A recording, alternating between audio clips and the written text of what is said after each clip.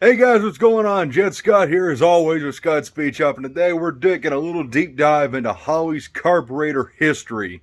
Now, for those of you who saw the video on the two 650s I bought brand new from Holley that were crap, good news is Holley knows the quality issues. That's also the bad part. They know it's junk, but I've been assured that they are trying to remedy this issue by bringing manufacturing back to the U.S. Now, whether there's any truth to that, I don't know. But let's take a look at some of Holley's great carburetors that built the name and a deep dive into the history and some of the coolness that I have in my collection. Alrighty, so what's inspiring this video is I am restoring a pair of 750 tunnel ram carburetors. Now, these are true 6109 Holley tunnel ram carbs. These were designed to run on a tunnel ram together, and the plan is to actually send the metering blocks to my good friend at Tall John's Fun Shop. So I'm sure he'll do a video on repairing the metering blocks, so you want to go check him out. Really good friend of mine. And the problem is that some yahoo, not me, broke the jets off. That hole is fine, but this one, we've got a stripped out hole on the jet. Now, I did have to repair the dowels because the dowels were broke off, so I machined some aluminum dowels and glued those in with sleeve retainer. So they have dowel pins again. The dowels aren't super critical, but they are good for gasket alignment, and they're good to have there. I got penetrating fluid on me. I'm soaking those. Maybe hopefully by the time they make it to Tall John, they'll come out easy enough, those two broken ones, and then we can fix that hole and have those functional.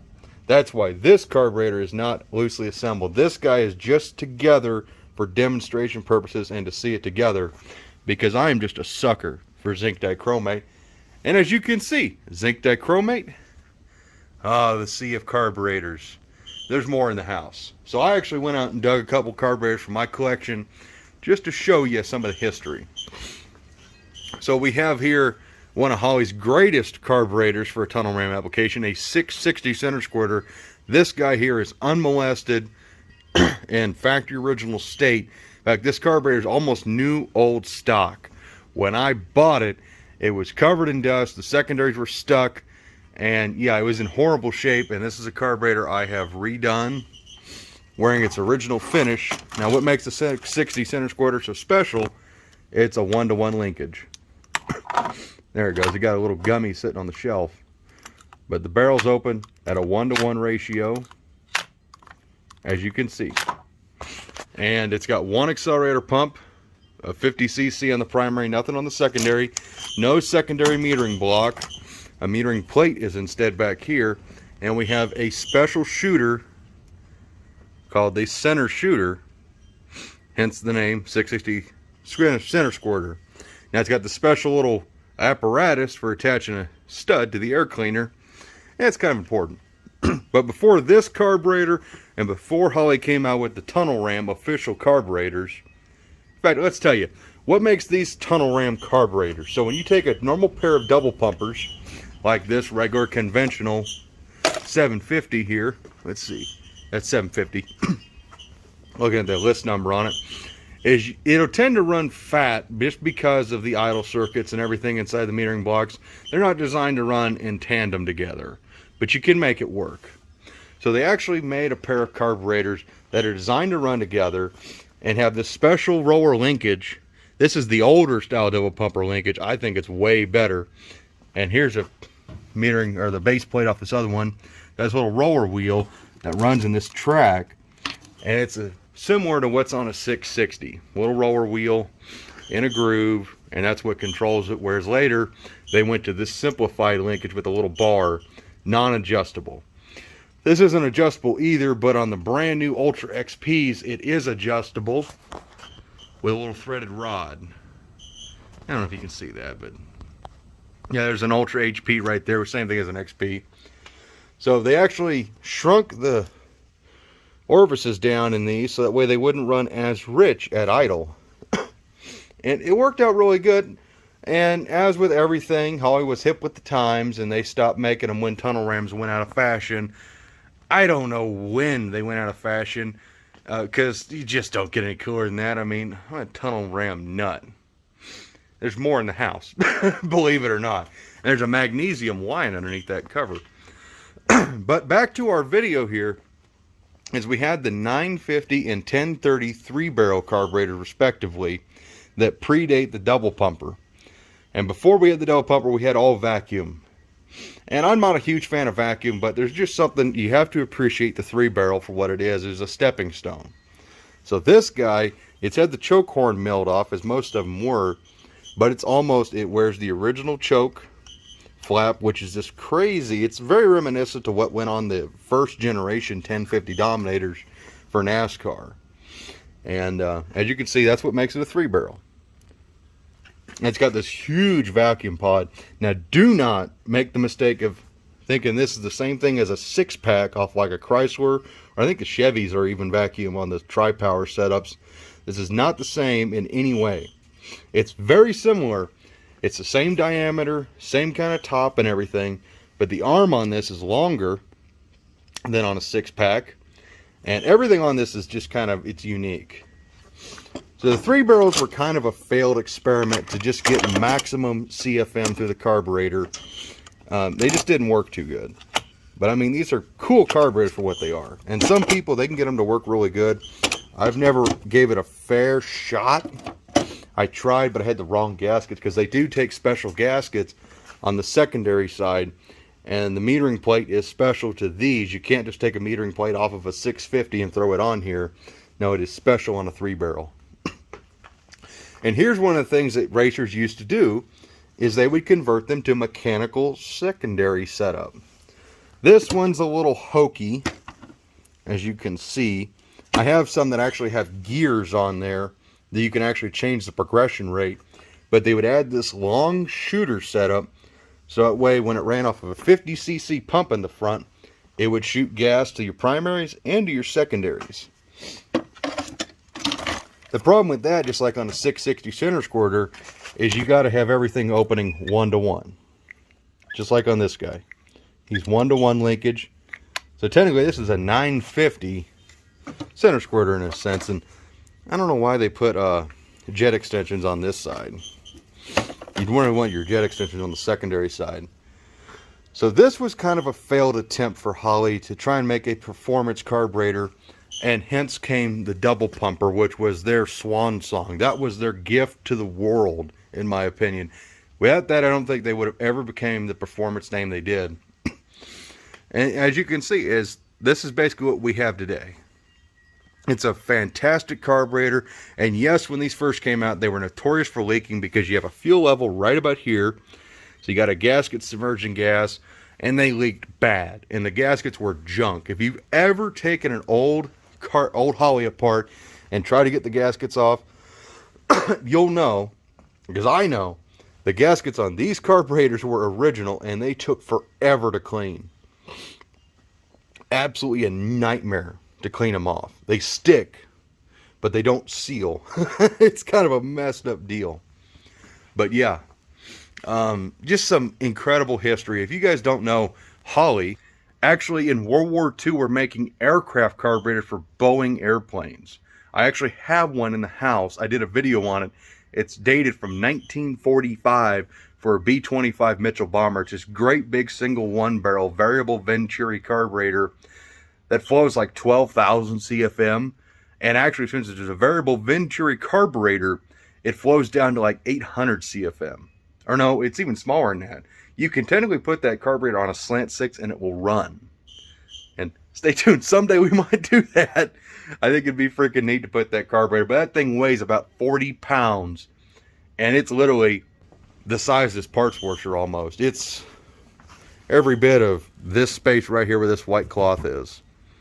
And the white cloth is just covering the Jegs logo so I don't scratch it up. And they had like the 1901 glass float bullet, super popular on carburetors, on engines from the 30s and 20s. And then you have stuff like the spread bore carburetors. It's a dark time. That was a dark, dark time. And then, of course, when Holley came out with the Dominator, that was when things got really serious. And that's one of the Dominators on the magnesium tunnel ram on my Pro Stock Hemi engine with a dual spark plug, dual plug aluminum heads. And these are, like what I was saying, Gen 1 Dominators. Let me show you.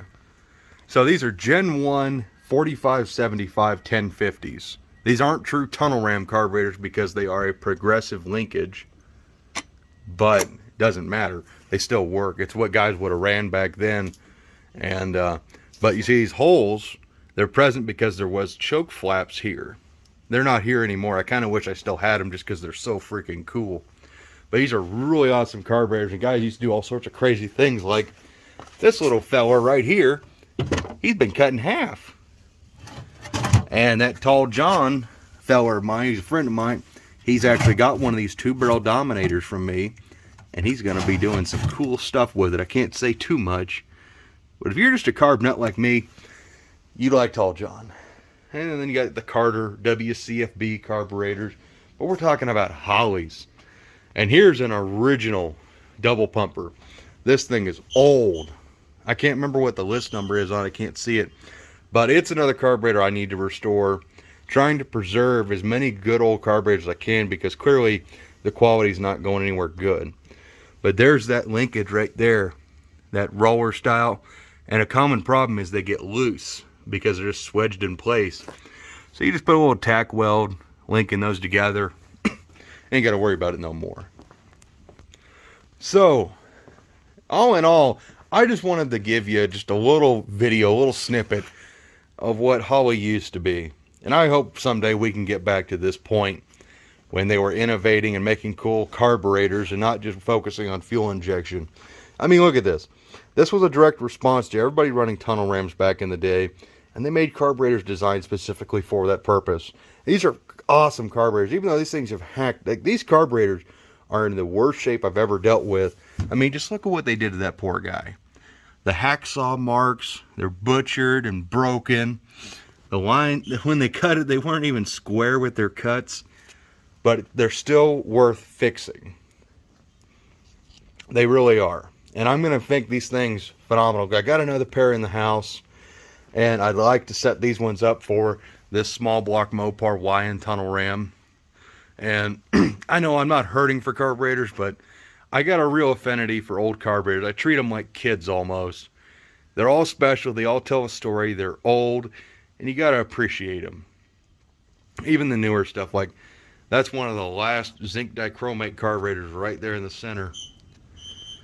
And I don't know, I like carburetors. They're freaking cool. They work, and you just can't beat them. You really can't. And for the guys out there who think they can get better fuel efficiency and better power out of fuel injection, you couldn't be more wrong. I'm 29, and I'm a carburetor nut. I'm a points nut.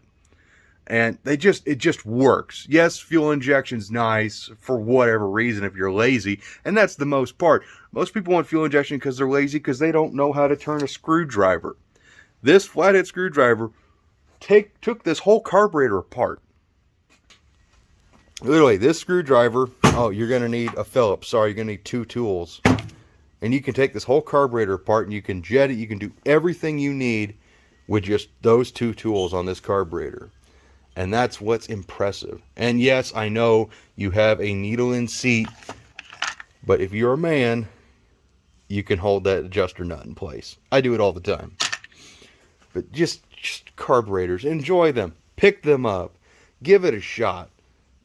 I've got several friends I've converted to the Holley camp as far as carburetors, and they won't look back. They used to be Carter and Edelbrock guys, and now they speak the truth of the Holley brand. At least what he used to be, because they don't make a carburetor like this no more. This is the old zinc metal that they're made out of, basically pot metal, and nowadays they're made out of aluminum, and they're just nowhere near as good as what this bad boy is. As a matter of fact, just show you how freaking nice this guy is. I mean, just smooth as smooth can be. You ain't getting that out of a new one. And this ain't got no gaskets in it neither. But hopefully, old tall John, he can work with me, and we can get these guys fixed just as a little collaboration, work together, because he's an old timer. He's my dad's age, and super cool to talk to him. And he knows some of this stuff, like these orifices. He can tell you what each of these orifices do. And I'm a carburetor tuner and everything, but I can't tell you all the little stuff. That stuff's a little beyond me. But I do appreciate the history. And that's the main thing here, is appreciating the history and where carburetors started and getting them to this point today. So, I know it wasn't a super awesome tech video or super awesome, working on Jezebel or Dad's van. But thank you guys for checking this one out and for caring about our industry and all that fun stuff. So as always, guys, I look forward to seeing you in the next video, because we've got some freaking awesome stuff coming. And if you don't know what I mean by freaking awesome stuff coming, the street van, Jezebel, and all of the Field of Dreams back there, all the super cool cars. So if you're a Mopar guy or just a general car enthusiast, or muscle car guy for that matter, you're going to want to check it out and stay tuned, because we got cool stuff coming. I ain't lying. Just like our new seats we got. 15 by 14 centerline Sox and Martin auto drags. Anybody? Anybody? Because they make a great chair. As always, guys, thank you for checking it out. I look forward to seeing you in the next awesome video. Hopefully awesome. Actually, I should press fit that. And take care, guys. See you in the next one. Bye-bye.